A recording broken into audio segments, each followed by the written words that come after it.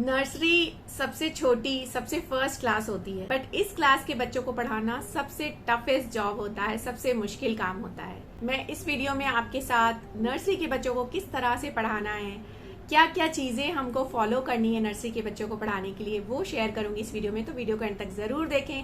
मेरे चैनल पे नए हैं तो डू सब्सक्राइब माई चैनल और बेल आइकन को ऑल पर जरूर प्रेस कर दें।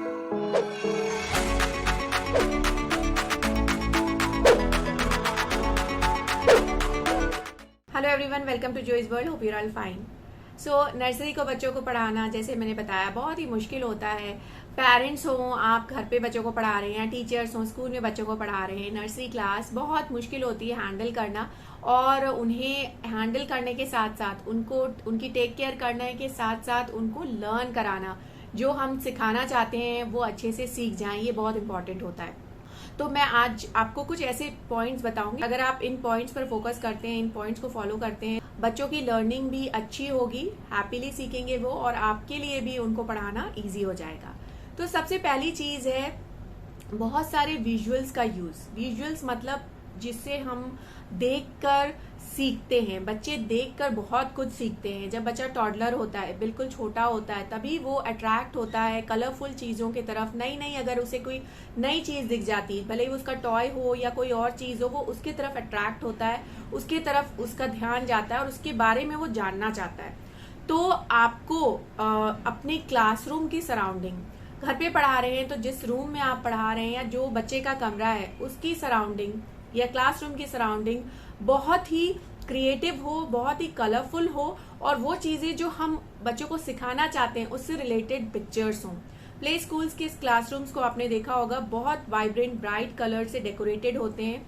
सारे अल्फाबेट्स, नंबर्स और एनिमल्स और काफी सारी चीजें लगी होती। ये सिर्फ डेकोरेशन के लिए नहीं होता है। कई बार बच्चा जब क्लासरूम में बैठा होता है, टीचर की तरफ नहीं देखकर अपने आसपास की चीजों को देखकर भी सीखता है, और जब टीचर उसे वही चीज सिखाती है जो उसने अपने आसपास देखा है, तो वो उससे रिलेट कर पाता है और वो जल्दी सीखता है।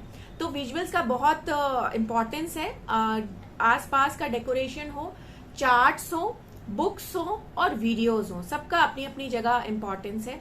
चार्ट जब हम कराते हैं बच्चे को तो ग्रुप में करवाते हैं, सारे बच्चे बैठे हैं और हम चार्ट वॉल पे लगाकर दिखाते हैं, तो उसका एक अलग वो होता है। दूसरे बच्चों को बोलता हुआ देखना, रिपीट करते हुए देखने से भी बच्चे सीखते हैं, और उनको एक तरफ एक साथ देखने का भी एक जो है लर्निंग होती है।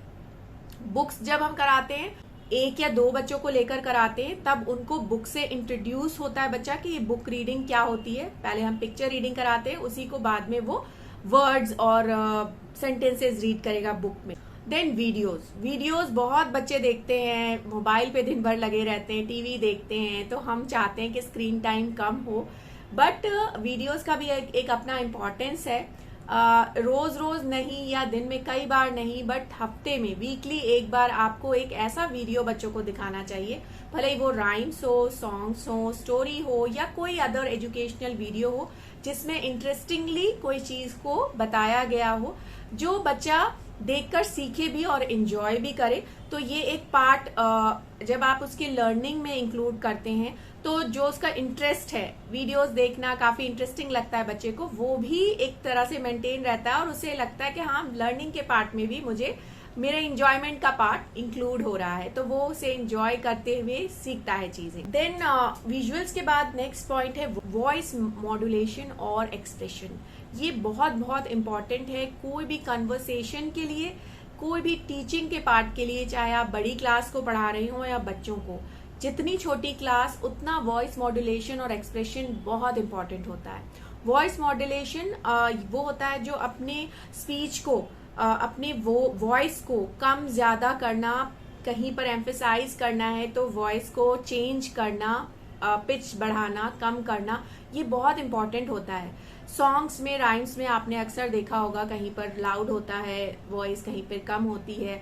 ये इसलिए जरूरी होता है क्योंकि बच्चे एक ही टोन, एक ही वॉइस पर अगर कोई चीज सुनते हैं तो उनका ध्यान, कंसंट्रेशन इधर उधर हो जाता है। हमारे साथ भी होता है, बड़ों के साथ भी। अगर आप सेम टोन में कुछ सुन रहे हैं तो हमारा कंसंट्रेशन कम हो जाता है, लाउड वॉइस होती है बीच में तो हमारा ध्यान जाता है। तो बच्चे का भी वैसा ही है, बच्चा देखता है टीचर की तरफ, अच्छा मैम ने चिल्लाया क्यों, कुछ नया शायद दिखा रही है मैम, नया कुछ बोल रही हैं, तो इसलिए जरूरी है कि ऊपर नीचे वॉइस को किया जाए, टीचर्स वॉइस मॉड्यूलेट करें।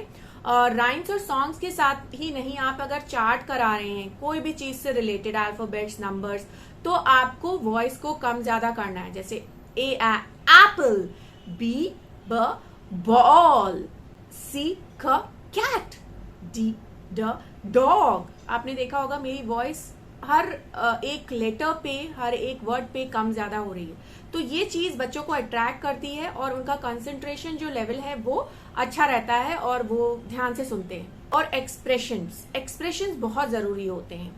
अभी मैं आपसे बात कर रही हूँ तो भी मेरे हाथ चल रहे हैं, मेरा एक्सप्रेशन चेंज हो रहा है। हर स्पीच में, हर जगह पर ये काम आता है। जब हम अपने हाथ चलाते हैं, अपने आईज को एक्सप्रेस करते हैं, तो हम अपनी चीजों को ज्यादा अच्छे से समझा पाते हैं। तो बच्चों के साथ ये बहुत जरूरी है, आप अपने हैंड्स के थ्रू, अपने आईज, अपने फेस के एक्सप्रेशंस चेंज करके काफी कुछ बच्चों को सिखा सकते हैं, जिससे बच्चा अट्रैक्ट होता है आपकी तरफ और जल्दी सीखता है। देखिए नर्सरी में या छोटी क्लासेस में, टॉडलर्स को, नर्सरी को, केजी के बच्चों को पढ़ाने में टीचर की तरफ अट्रैक्ट होना बहुत ज्यादा इंपॉर्टेंट होता है। जितना ज्यादा आपकी तरफ बच्चा अट्रैक्ट होगा टाइम पर, उतना वो सीखेगा, आपको सुनेगा और सीखेगा। सो इट्स वेरी इंपॉर्टेंट कि टीचर को बहुत ज्यादा अपने तरफ अट्रैक्शन लाना है बच्चों को सिखाते वक्त। Now my third point is teach in intervals. Intervals बहुत जरूरी है, जितनी छोटी क्लास उतना ज्यादा इंटरवल्स। पढ़ाई के बीच में ब्रेक बहुत जरूरी होता है हर स्टेज पर। जितना छोटा है बच्चा, नर्सरी क्लास में बहुत इंपॉर्टेंट होता है, एक स्ट्रेच में आप बहुत कुछ सिखाए ना बच्चों को, बीच बीच में ब्रेक लें, 10 बार ब्रेक लें, 10 मिनट से 15 मिनट से ज्यादा एक एक्टिविटी में इन्वॉल्व ना करें बच्चों को।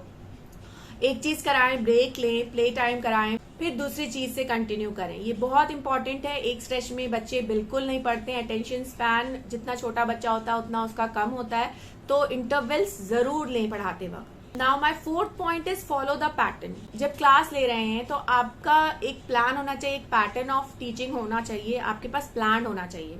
छोटे हैं बच्चे तो ये नहीं है कि हम जाके बस कुछ भी पढ़ा दें, ये नहीं है कि बड़ी क्लास के लिए हमें प्लान करना है, छोटी क्लास नर्सरी केजी के लिए भी हमें डे को प्लान करना बहुत जरूरी है। आप इस प्लान को डेली, वीकली या मंथली चेंज कर सकते हैं, आप पे, टीचर पे डिपेंड करता है ये। बट इट्स वेरी इंपॉर्टेंट कि आपको कब क्या चीज करानी है, ये वेल प्रिपेयर्ड होने चाहिए। आप बच्चों को पढ़ाने के लिए टीचर का प्रिपेयर्ड होना बहुत जरूरी है। आप अपने डे को प्लान करें। इनिशियली फर्स्ट चीज आपको क्या करानी है, either it be songs, rhyme से स्टार्ट करना है आपको, ओरल्स, देन एक्टिविटी आपको कब करानी है, प्ले टाइम कब होगा बच्चे का, ये भी बहुत इंपॉर्टेंट। ये नहीं कि कभी भी खेलने दिया बच्चों को, ऐसे आपको प्लान करना है कि बच्चे को लगे ही ना कि वो प्लान है कोई चीज, बट वो आपको फॉलो करे और आपके हेड में पूरी तरह से प्लान होना चाहिए चीजें। टीचर जितना प्लान होगा उतना आसान होगा आपके लिए भी पढ़ाना और उतना इफेक्टिवली बच्चा सीख पाए। Now my fifth point and a very important point is encourage the child to speak up. आपने जो पढ़ाया है उससे रिलेटेड बच्चे से क्वेश्चन पूछें। रैंडम क्वेश्चन भी आप पूछ सकते हैं, कोई भी क्वेश्चन आप पूछ सकते हैं, बट जो पढ़ाया वो भी आप पूछें। इसके बहुत सारे बेनिफिट्स हैं। कुछ बच्चे बोलते नहीं है, स्पीच अच्छी क्लियर नहीं होती है, जिन बच्चों के साथ वो प्रॉब्लम है, तो स्पीच के लिए भी ये बहुत इंपॉर्टेंट होता है, बहुत इफेक्टिव होता है कि बच्चे से बुलवाना, कि आपको क्वेश्चन का आंसर देना, देन रिप्लाई देना भी सीखता है बच्चा कि किस तरह से किसी क्वेश्चन का हमें आंसर देना है। वो कुछ गलत तरीके से बोल रहा है तो आप उससे करेक्ट कर सकते हैं। इसके बाद जो आपने पढ़ाया है, सिखाया है, वो किस हद तक बच्चे ने सीखा है, वो भी एक आपको पता चलता है, एक तरह का असेसमेंट हो जाता है बच्चे। यहाँ पे मैं एक पॉइंट ऐड करूंगी, जरूरी नहीं है कि बच्चे ने नहीं कुछ बोला है, बच्चे ने नहीं कुछ बोला है तो उसने सीखा नहीं है, बिकॉज बच्चे अपने मन की करते हैं। जितने बड़े होते जाते हैं हम, दूसरों को जो चाहिए वो हम करते हैं, बट जितना छोटा होता है बच्चा, उसके मन में जो होता है वो करता है। मतलब अगर रिप्लाई नहीं करना है तो वो नहीं करेगा। इट्स नॉट दैट कि उसने सीखा नहीं है या उसे नहीं पता है। सेम चीज अगर आप किसी और टाइम पूछेंगे तो हो सकता है वो उसका रिप्लाई करे। तो ये नहीं है कि बच्चा रिप्लाई नहीं कर रहा है तो उसने नहीं सीखा है, बट आपको ये चीज करनी है। और मैं एक पॉइंट और यहाँ ऐड करूंगी, जो बच्चे नहीं बोल रहे हैं, कुछ बच्चे होते हैं 10 बच्चों की क्लास है तो 2 बच्चे ऐसे जरूर होंगे जो बिल्कुल नहीं बोलेंगे, आपका रिप्लाई, आपको बिल्कुल रिप्लाई नहीं करेंगे, कोई रिस्पॉन्स ही नहीं देंगे, वो आपके सुनने को अनसुना कर देते हैं। ऐसे बच्चों को ये नहीं करना है कि छोड़ देते हैं, ये तो बोलता ही नहीं है, इससे पूछने का कोई फायदा नहीं। ये स्टेटमेंट बहुत रॉन्ग है टीचर्स की, ये बिल्कुल नहीं करना है आपको उस बच्चे से भी वैसे ही पूछना है या ज्यादा पूछना है जितना आप दूसरे बच्चों से पूछ रहे हैं। आपको वो आंसर नहीं दे रहा है, आपको उसका आंसर भी खुद देना है, क्वेश्चन भी पूछना है, रुकना है 1-2 बार 3 बार पूछना है, नहीं दे रहा है तो आपको उसका आंसर भी देना है। Eventually he will learn. अगर वो आंसर नहीं भी दे रहा है, आइदर ही इज शाय और वो नहीं, मूड नहीं है उसका, या उसकी स्पीच की कुछ प्रॉब्लम है, सभी पॉइंट्स में उसके लिए इफेक्टिव होगा, उसके लिए ये अच्छा ही होगा जब आप बोले, उससे पूछें और आंसर का रिप्लाई दें। वो कुछ ना कुछ सीखेगा और ग्रेजुअली इम्प्रूवमेंट आएगा और आप एक दिन देखेंगे कि वो भी बोलने लग रहा है। अब इसके बाद ये तो हो गया, आप टीचर क्वेश्चन पूछ रही है, दूसरे बच्चों को भी क्वेश्चन आंसर सेशन कराएं, आपस में बात करवाना। वैसे तो बच्चे करते हैं, काफी बच्चे, बहुत बात तो नहीं होते, करते हैं आपस में, बट कुछ क्वेश्चंस दें, एक बच्चे को क्वेश्चन दे, एक बच्चे को आंसर दें और उन्हें कहें आपस में आप क्वेश्चन आंसर करिए। कुछ बच्चे बहुत एक्साइटमेंट से इसको में इन्वॉल्व होंगे, कुछ बच्चे शाय होंगे, वो नहीं करेंगे। दोनों के साथ ही ट्राई करना है आपको, और ये भी बहुत हेल्पफुल होता है। बहुत सारे इसके बेनिफिट्स हैं जो मैंने आपको बताए। तो ये कुछ पॉइंट्स हैं, वे हैं जो मैंने आपको इस वीडियो में बताया, जिसको फॉलो करके आपका टीचिंग इफेक्टिव होगी, आपकी टीचिंग इजी होगी और बच्चा भी अच्छी तरीके से सीखेगा, उसकी लर्निंग का प्रोसेस भी आसान होगा और हैप्पी होगा। दैट इज वेरी इंपॉर्टेंट कि बच्चा अच्छे से सीखे, हैप्पीली सीखे। सो ये थे पॉइंट्स जो नर्सरी क्लास के बच्चों को आप पढ़ाते वक्त यूज कर सकते हैं और ध्यान में रख के उन्हें पढ़ा सकते हैं। सो आई होप कि आपके लिए वीडियो हेल्पफुल होगा, यूजफुल होगा। पसंद आया होगा तो do it the like button और दूसरों के साथ जरूर शेयर करें, किसी ना किसी के काम आ सकता है। So that's it for today. Thank you so much for watching.